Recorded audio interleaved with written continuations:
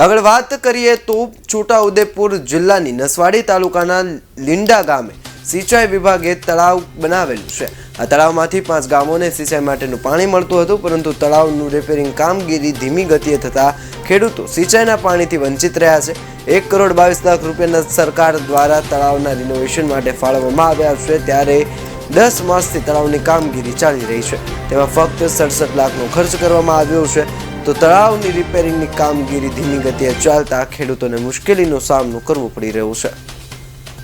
हमारे वही आ खेती निष्फળ છે પાણી વના ના આ બાજુ में કઈ નહીં, કોઈને પાણી નહીં મળતું ના। આ કેનલ નું બી જબરજસ્તી આવે છે, તાતે એક દાડો આવે એક દાડો ના આવે, તે હેલા માણસોને કામ લાગે છે, અમને નહીં કામ લાગતું કઈ। તો તળાવનું પાણી કેટલા વખતથી બંધ થઈ ગયું છે? પણ કામ ચાલુ કરેલું તારનું બંધ છે। એક તળાવની કેનલ પડેલી છે ને એક નર્મદાની, એમાં બેમાં પાણી નહીં આવતું। એક લીંડા ગામની છે ને પેલી તે તો બંધ છે પાછી, અને નર્મદાનું તે પાણી નહીં આવતું। તો તમને શું મુશ્કેલી પડે ખેતીમાં? તમારી જમીન પણ લઈ લીધી બંને કેનાલ આ બધો માલ હુકા જાય છે, એમાં પાણી જ જુએ છે હવે, એ તો બંધ જ છે। આ નર્મદાની ચાલુ છે પણ પાણી નહીં આવતું। તો સરકાર પાસે શું માંગણી કરો?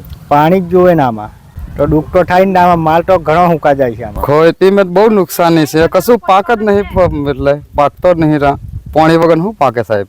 કામ હજુ અત્યારે ચાલુ જ નહીં થયું છે, પણ હજુ પાણી સોયડા વગર શું પાકે એમ? તો પાણી આવે તો સારું સાહેબ એમ। હવે બીજી ખેતી થાય કે નહીં થાય? બીજી વળી આ બાટું છે, તલ છે, એવું તેવું થાય, અત્યારે વાવેતર કરે તા બાજરી છે, એવું તેવું થાય, પણ પાણી આવે તા થાય એમ। આ બાકી આ કૂવામાં પાણી છે જ નહીં, બોર હોબ ના મળે અહીંયા આપણે ગામમાં। પાણી સોળે તા સારું સાહેબ એમ।